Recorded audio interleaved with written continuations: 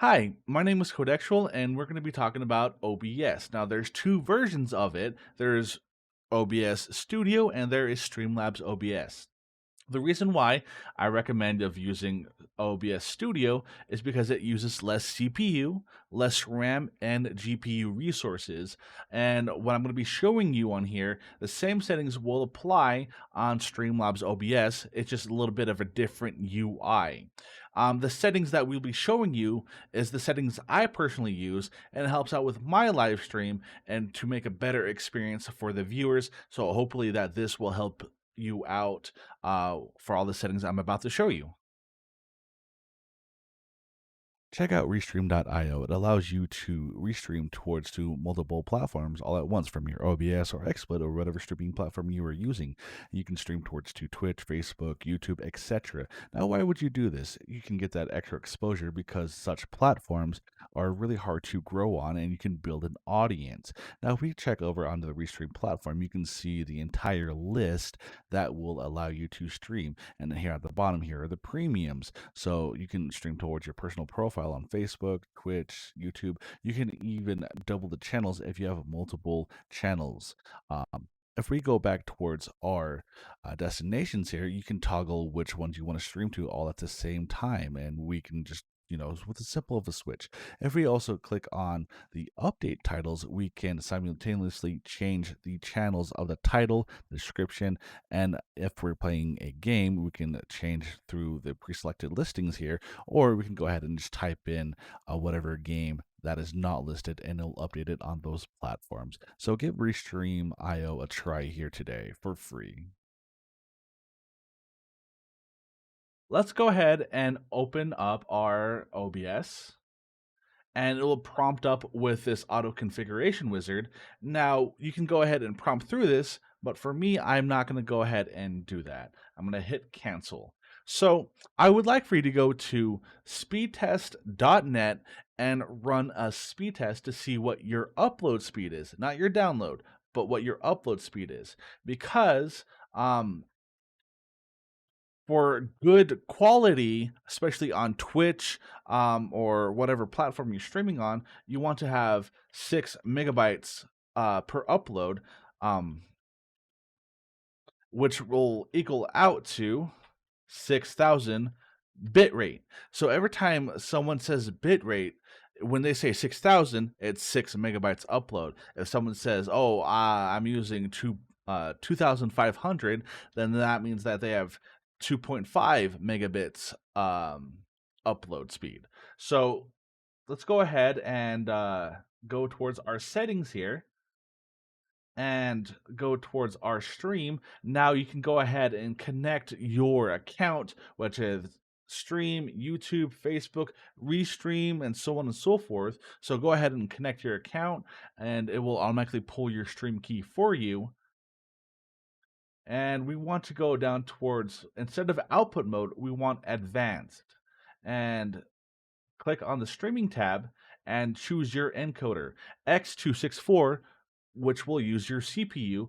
But if you click on this and if you see anything besides 𝗶264, so if you have NVIDIA NVENC, where it says new, I highly recommend to use that. That means your graphics card has the latest encoding software that it can utilize, and it will use less CPU and RAM, and it will stick to encoding it onto the GPU, which will make things so much smoother. If it has the AMD option for you, then select AMD. But if all you have is 𝗶264, then that is completely fine. So as for the NVIDIA here, we're going to alter some settings. So whatever your upload speed is, if it's greater than 6,000 or 6 megabytes, then that is completely fine. But on Twitch and other streaming platforms, you really can't go higher than 6,000 bit rate. So just put yourself at 6,000. Or whatever your upload speed is. If it's 3 megabytes upload, then it's going to be 3,000. But just FYI, you cannot go higher than 6,000. Some people will upload at 8,000 bit rate, but It does not mean that the ingest server on Twitch's end will be able to accept that, and the viewer's experience may not have a good download speed if there is no transcoding involved, which will result into a buffering stream. And as for the keyframe interval, make sure that is set to 2, then go ahead and hit apply. And as for the CPU end, if you are a CPU user, again, choose your bitrate or your upload speed. So 6,000 is the max. You can choose up to 2. And this is where you need to start messing around with the presets from ultra fast to placebo. So placebo, or very slow, slower, stuff down here, it will use more of the CPU for the encoding process, and the ultra fast and super fast, it will use less encoding because it's trying to get the stream in order and send that towards to the Twitch's end, and so the viewer will be able to see it. So this is something that you're going to have to mess around with. So for the greatest quality is going to be placebo, but that means if you have a fantastic up-to-date CPU in which you're able to handle that. So start off with ultra fast, super fast, very fast, so on and so forth. If you are, if your CPU if you don't have anything else as a graphics card, then you're gonna have to use that CPU. So leave that at very fast, and go ahead and click apply. We're gonna head back to NVIDIA because that's what I'm gonna be using. Or if you have AMD, then do that. As for audio, leave everything by default. We can mess around with this later. So as for your video, this is something that you're gonna have to modify. So when you are using 6,000 bitrate, you can actually go up to 1080p with 60 FPS. And this is where you can start messing around with the downscale filter. So if you have a great gaming / streaming rig, then you can have 36 samples. You can leave that at 16 samples. If you have a mid-range streaming computer, then it can be from 4, 6, 9 samples, or just leave it at this setting right here.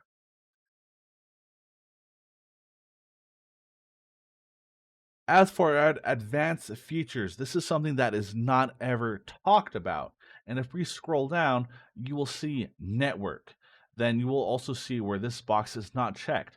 It says dynamically change bitrate to manage congestion.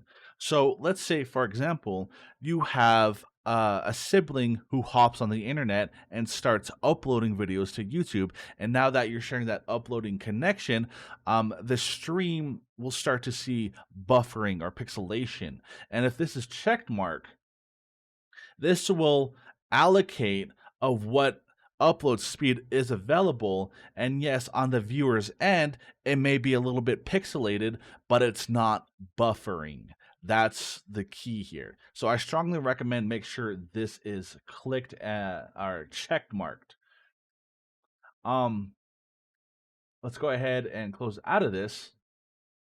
Now, when it comes to audio, audio is a fantastic thing. You can have great visuals, but as soon as a viewer joins the stream and if they hear any crackling or if you were screaming from the top of your lungs, I'm going to close out of it immediately because I don't want to hear, pardon my language, I don't want to hear ear rape. So this is something that you're going to have to manage. So as you see for the microphone, it is clipping in the red. You do not want that. So record, do a basic recording and hear yourself of 100% volume, and it's like, oh wow, this is really bad. And so you want to lower that down a bit over here, so it's going to be in the yellow. And if it's still peaking towards the red, then just turn it down a bit. So you can see that my desktop audio is picking up something in the background. I'm actually listening to ASMR as we speak, as I'm recording this. So, if you ever join someone's stream and the gameplay or the people in the Discord or whatever uh, are a whole lot are louder than the broadcaster, what we can do is alter this. Yes, you can go ahead and turn that down, but then that means you really can't hear what's going on with the game. So I'm going to show you what is called ducking. This is you want to click on this cog setting gear, and you want to go to filters, hit the plus button, go to compressor, give it a name. I'm going to call it ducking. And so over here it'll say sidechain / ducking source, and we want to choose mic / auxiliary. This is where you're talking into. And for me, what I do is I go -30, between -35 and -30, and we want the attack to be 2 milliseconds, and we want the release time 650. So now, when I am talking, you see that this audio right here, whether it's someone talking talking on Discord or if it's the gameplay, it's being minimized. It's not being fully muted, but their voices are now lowered, and now the stream is focused on my voice so they can hear me properly. And when I shut the hell up, this desktop audio will go back to normal. And see how the green bar starts rising again whenever I'm not talking? That is a very useful audio tip to have. Speaking of audio, if you're having troubles of identifying what microphone you're speaking into, go to click on the settings gear right here, go to properties, and instead of default, look for which microphone that you are speaking into. I'm trying to think of what else I have to offer, but in the next video, we're going to talk about using Streamlabs and Stream Elements. Let's see. There is hotkeys that you can use. So if you want to, for example, if you want to start streaming, you can choose on your keyboard Control-Shift S. Oop, I guess it didn't like that. Control-Shift-V. Okay, so you can use that and it'll start up the stream. And if you want to change your scenes, so there's that hotkey for that. And if you want to have like a push to talk feature, you can enable that as well. There's also another thing that I forgot to mention.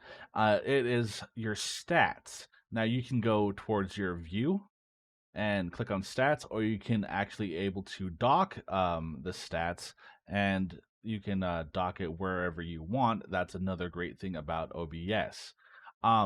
So as it'll show your CPU usage and everything else, but the things that I focus on the most is the dropped frames. So when you start dropping frames, that means it is resulting on the viewer's end that your stream is buffering. And to change that is either you need to stop the stream and you need to start changing your settings. So as if you're using your CPU encoding, right? Then change your presets from, if you have, for example, medium, then change it to fast or change it to faster and start working from there. If it's on your GPU settings, maybe it could result in you are having bitrate problems, upload speed problems, and start dropping that down a bit. The same concept applies if you are using your CPU. And if that doesn't fix the case, even though that you know that your internet speed is on par, you want to go down towards the video tab and you want to downscale the filter. So if you have 36 samplings, then drop that down to 16 samplings and so on and so forth. And if that still doesn't fix it, then change from 60 FPS to 30 FPS. And if that still doesn't fix it, you need to change your output scaled resolution from 1080p to 720p. The difference between base canvas and output scaled: base canvas is for you. This is what you're able to see on your stream, or not on your stream, but on your desktop. But on the stream end, it says 1280 by 720, which is going to be streaming in 720p. So on the stream's end, everything will be in 720p. And so messing around with these settings will start helping you out a lot. So hopefully you can target the problem that your dropped frames are occurring. So once you start seeing frames no longer being dropped, then that means it's a good thing. So you're going to have to mess around with OBS a little bit or a lot to figure out what is the correct stream settings for you. So let's say that you have signed in toward your Twitch and now you're able to have add-ons. And what I strongly recommend is having better TTV and Franker's face and hit apply. And now all these stuff will start popping up. These are stuff that you can dock towards the OBS. And so now you're able to see Twitch chat. You can move this over towards the left or wherever you want on towards OBS. And you're able to update the stream, the notifications, the category that you're in, and the tags. There's a couple other settings as well, such as the stats that we previously talked about, Twitch stats, so you're able to see how long you're streaming, how many followers you got, how many subscribers you got, and move that up there if you really wanted to, and the active Twitch feed of who recently followed, how many bits have people given to you, who subscribed, and so on and so forth. So this is great stuff to have if you sign in with your with Restream. You have similar stuff that you can start docking. I don't know with YouTube or Facebook or so on and so forth if they have this stuff that you can start docking on your OBS, but just FYI, this is really great to have. To get your gameplay displayed, you can either do it from your desktop if you are a desktop gamer, or if you have a capture card from your Xbox, PlayStation, Nintendo Switch, or even a secondary streaming computer. So, to get that to display, go to Sources, hit the plus button, and you want to select Game Capture and name it what you want it. And it'll say capture any full application, full screen application, or specific windows. I always choose specific windows just for security reasons, because some applications on your desktop you may use, if you, for example, if you click on a web browser, and the game capture might consider that web browser an actual video game. So leave it at capture specific window. Look for the game that you're playing, which is Among Us, and it's right here. So it looks like it's definitely oversized, and you can go ahead and resize that towards your liking. Or if you want to right click, go to transform and hit to fit on screen, and there you have it. If you are using your capture card, hit the plus button, go to Windows Capture Device. This can also be used as your webcam as well. So right here is my webcam setting. Hello? And you want to choose your capture card, which is the Game Capture HD60 Pro. That's my capture card. Yours will probably say different. Hit OK. And now here is my Nintendo Switch. And you can also go to another video capture and put in your webcam if you truly wanted to. So that way, this is the way of how to capture your video games, whether it's you're a desktop streamer, or you're a desktop gamer, or if you are a console gamer. If you want to show your desktop, go to the plus button, go to Display Capture, and name it what you want to name it, and choose which desktop or monitor that you want to display. Display 1, display 2. Right now I have 2 monitors on. You may have more, or you may just have one. So that's how you will display your monitor. Be careful of what you show on stream, just for security reasons. If you ever want to disable whatever you were showing, you can hit the I button and it'll have a cross through the I to hide those settings. So now once you have your games and your webcams and all that whatnot stuff set up, you're probably confused. It's like, okay, well, where's my webcam? So what you can do is get the Nintendo Switch and drag it down underneath the webcam, or you can use these arrow keys. And now that you're able to see me, so make sure that you set the settings, the sources in order. So at the very top is what you want to display first, then so on and so forth. I want to move my webcam down here. You can resize it from the corners if you truly wanted to. You can also hold down the left Alt key on your keyboard and you can crop it from top, bottom, left, right, and now I'm just like cramped. Don't delete me! So you can do stuff like that, and now you can just go ahead and resize it. Just FYI, some people really don't talk about the cropping option. They don't know about that, which is highly important to know. Let's say, for example, that this lock pad that I show right here, if you do not have it locked, you can accidentally click on something that you're not supposed to.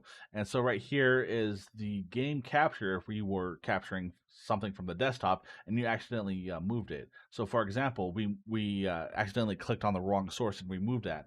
So that's where the lock pad icon comes into play. So now when you start clicking on stuff, you won't accidentally move it. And you can move the things that you want to move. So make sure that you get in the habit of locking things down. Um, as for creating another scene, this is going to be our BRB scene or the starting soon, and this is where you are going to get creative. You can put photos from your desktop. You can have text messages. I'm just going to do a simple text message, and this is going to be like starting soon or /BRB screen, taking a dump. You can select the fonts that you want, and you can select the different colors, the backgrounds, and so on and so forth. This is where the creativity starts with you. When it comes to overlays of having alerts pop up. So whenever someone hits the follow button or someone donates, subscribes to the channel, an alert will pop up saying such and such has followed or donated, and a movie or a picture will pop up. We will discuss that into the next video. This is it for this video. I know it's a little bit of overwhelming. Watch the video a couple of times if you need to so you can understand things, but in the next video, we'll talk about all the alerts that will pop up whenever someone follows or donates, and we'll set up a donate page, whether with Streamlabs or Stream Elements, so you guys can start making that money for yourselves as well. If you guys liked the video, like, share, subscribe. If you guys do come through on the live stream, twitch.tv/𝗏𝗏𝗀𝗏𝗏𝗏𝗏𝗏𝗏𝗏𝗏, I am a edgy, dark humor personality, so if you get offended, don't watch my live streams, but if you want a good laugh and just come hang out, have chill vibes, come over on twitch.tv/𝗏𝗏𝗏𝗏𝗏𝗏𝗏𝗏𝗏𝗏. Follow my Twitter, follow all of my social media. Links are down in the description below, and I hope you guys have a fantastic rest of your day. Take care.